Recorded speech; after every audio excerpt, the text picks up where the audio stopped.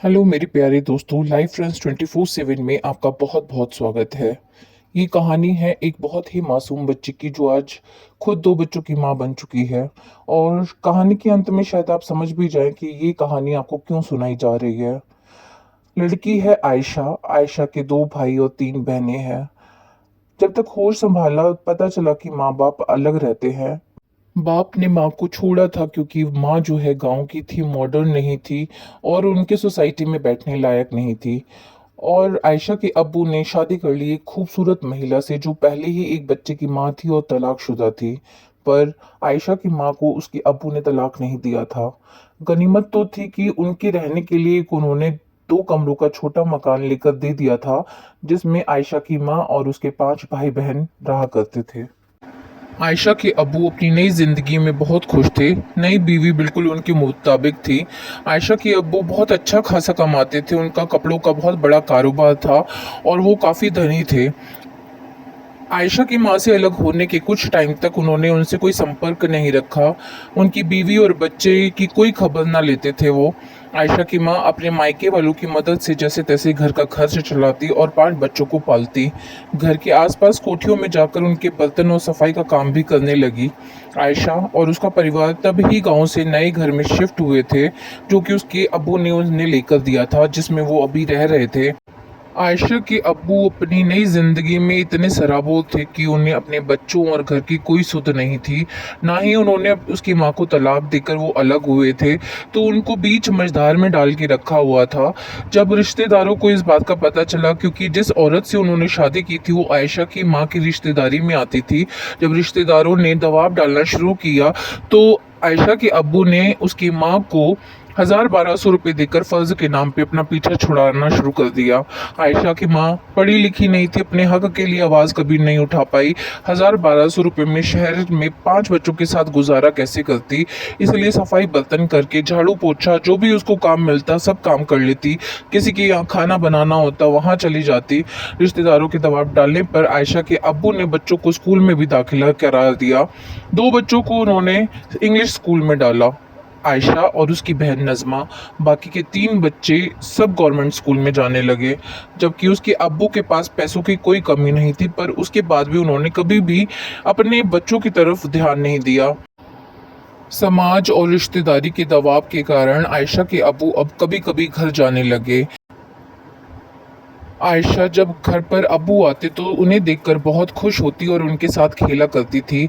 आयशा सिर्फ अपने बच्चों में आयशा और नज़मा के साथ बात किया करते थे।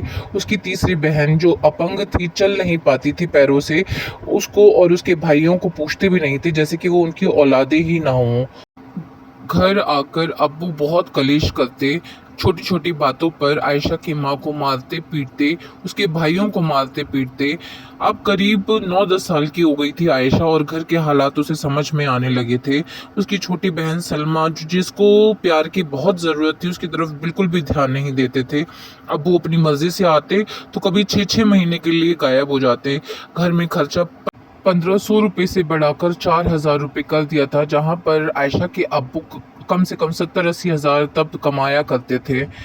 खैर, आयशा बड़ी हुई, उसे कुछ समझ में आने लगा। दिल में प्यार की बजाय नफरत और डर बैठ गया, क्योंकि उस घर में आकर मारपीट करना, कलेश करना उनके लिए बहुत आम हो गया था ये सब। आयशा खैर क्या कर पाती, अपनी माँ को पिटते हुए देखती और खामोशी से सब वो सहन कर रही होती थी। जिंदगी कट रही थी, घर में कभी कभी खाने के लिए सिर्फ दाल ही बन पाती थी। अच्छी एजुकेशन पा सकें उसके लिए आयशा की माँ ने सभी की ट्यूशन्स रखवा दी थी। सारा खर्चा जो है पब्लिक स्कूलों की फीसों और सबकी ट्यूशन्स में चला जाता।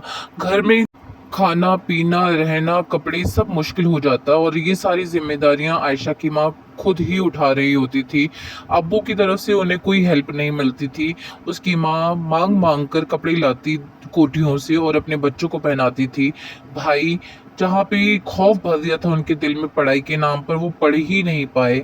आयशा की माँ ने देखा कि जब उसके दोनों बेटों को पढ़ाई में कोई ध्यान नहीं है, तो उन्होंने एक ऑटोमोबाइल की दुकान पर दोनों को काम सीखने के लिए लगा दिया, ताकि वो अपनी जिंदगी कुछ करके कमा सकें। और इस तरीके से आयशा का जीवन बीतता चला गया। कभी कभी तो घर के आसपास अगर कोई शादी होती तो वो वहाँ पर बिन बुलाए चले जाते। उन्हें पनीर कभी खाने को नहीं मिलता था। उस लालच में उस शादी में वो सारे भाई बहन तैयार होकर जाते और अपनी पसंद का खाना खा पाते। इस तरीके से उन्हें अपनी पसंद की खाने की चीज़ें मिला करती थीं। कई बार शादियों में नाचते फिर नोट उड़ाए जाते थे तो उनको बटोरने के लिए आयशा और उसके भाई बहन नोट बटोरने जाते और उनके हाथों को लोगों के पैरों के नीचे कुचला जाता था। उन्हें हाथ कुचलने का इतना दर्द नहीं होता था। उन्हें खुशी होती थी कि उन चंद रुपयों से उनका शायद एक दिन का खर्च और निकल पाएगा। उधर आयशा के भाई जो कि मैकेनिक का काम सीख रहे थे, उसके दुकान मालिक को उन्होंने बहुत ही प्रभावित किया अपनी मेहनत और ईमानदारी से। उनका मालिक बहुत खुश हुआ और कभी कभार जब वो बहुत लेट हो जाते थे तो उन्हें घर पर छोड़ने आ जाता था। इस तरीके से उसकी मुलाकात आयशा की माँ से हुई और आयशा और उसके घर वालों के साथ उसका व्यवहार बिल्कुल सामान्य हो गया। कभी कभी वो उन लोगों के लिए कभी जलेबी समोसे ले आता तो जिस पर बच्चे बहुत खुश होते और इस आस में जो है उससे बातें करने लगते और उसका इंतजार करने लगते। बच्चे बहुत छोटे थे, आयशा बहुत छोटी थी और उन्हें इन सब चीज़ों की खुशी ज़्यादा होती थी। अब्बू के डर के कहर से वो अपने दुकान के मालिक को एक्सपेक्ट करने लगी। सभी लड़कियां अब बड़ी होती जा रही थीं और सबकी नज़रों में भी आ रही थी, लेकिन लड़कियां बिल्कुल अनजान थी। सारी बच्चियां अनजान थी लोगों के इस शैतानी दिमाग से, इस शैतानी ख्याल से। और लोगों का जो ध्यान है उनके जिस्म की ओर आकर्षित होने लगा। दुकान का मालिक बच्चियों को बुलाता, कभी अपने गोद में बिठाता, कभी उनकी छाती पर हाथ रखता। जब बड़ी हो रही थी तो उनके दिमाग में ये सब आने लगा और उन्हें ये सब अच्छा नहीं लगता था। दुकान का मालिक उनके घर में आर्थिक सहायता देता था जिससे उनका घर कुछ ढंग से चल पाता था। इसलिए बच्चियां कभी हिम्मत नहीं कर पाई कि वो खुलकर अपनी माँ को सारी बात बता दें। इस तरीके से जब रिश्तेदारी को पता चलने लगा उस मैकेनिक के बारे में तो अफवाहें उड़ने लगी और ये अफवाह उड़ते उड़ते आयशा के अब्बू तक पहुंची। तो अब्बू को मौका मिल गया था आयशा की मां को प्रूव करने का। उन्होंने उन पर बदचलने का आरोप लगा दिया। इतने अमीर बाप के होने के बावजूद बच्चों ने कभी नए कपड़े नहीं खरीद कर पहने थे। उतरे हुए कपड़े पहना करते थे, दिए हुए टूटे फूटे खिलौनों से खेलते थे। उनको फिर भी उससे कोई गम नहीं था। उनकी खुशियां जो है उसी में ही सिमट कर रह गई थी क्योंकि उन्होंने बचपन से ही इसमें जीना सीख लिया था। आयशा अब बड़ी हो गई थी, 8वीं 9वीं क्लास में आ गई थी और सभी बच्चों में सबसे ज़्यादा समझदार थी। एक दिन उनके मोहल्ले में एक परिवार रहने आया जिसमें पति पत्नी और 1 साल का बच्चा था। उनके साथ उनका संबंध काफ़ी अच्छा था और वो खुश थे कि कोई पड़ोसी उनके साथ बात करता है। आयशा और उसकी बहनें उस बच्चे को कई बारी खिलाने के लिए, उसके साथ खेलने के लिए उनके घर पर जाया करती। एक दिन पड़ोस वाली आंटी ने कहा आयशा की माँ को कि मेरे हस्बैंड बाहर जा रहे हैं तो आप किसी एक लड़की को मेरे घर पर सोने के लिए भेज देना क्योंकि मुझे रात को डर लगता है। आयशा की माँ ने अच्छे संबंध होने के कारण उनको हामी भर दी और आयशा को उनके पास सोने के लिए भेज दिया। रात को आयशा खुश थी कि वो उनके बच्चे के साथ खेलेगी। खेलते खेलते वो सो गई। रात को अचानक उसको महसूस हुआ कि कोई उसके ऊपर हाथ फेर रहा है। वो घबराकर उसने आंखें खोली तो उसने देखा कि उसके अंकल उसके पास लेटे हुए थे। अंकल जो है धीरे धीरे उसकी पूरी बॉडी को सहला रहे थे और आयशा ये सब देखकर कांप रही थी। वो चुपचाप सोने का बहाना करती रही लेकिन अंकल नहीं माने और उसको गलत गलत जगह पर छूने लगे। उसका हाथ पकड़कर अपने लिंग की तरफ ले गए और उससे सहलाने लगे। आयशा ने आंख खोलकर आंटी की तरफ देखना चाहा कि शायद वो जाग जाएं, तो वो पलटकर सो रखी थी और उन्हें कुछ भी नहीं पता था। आयशा का दिमाग बिल्कुल सन्न हो गया। उसको समझ में नहीं आया कि वो क्या करे, वो चिल्लाए या उठ जाए। उसको कुछ समझ में नहीं आया लेकिन अंकल बेतरतीबी से उसे छूते रहे, रात भर उसे छूते रहे। कभी उसके वक्षों को अपने मुंह में डालते और कभी गंदी गंदी हरकतें करते।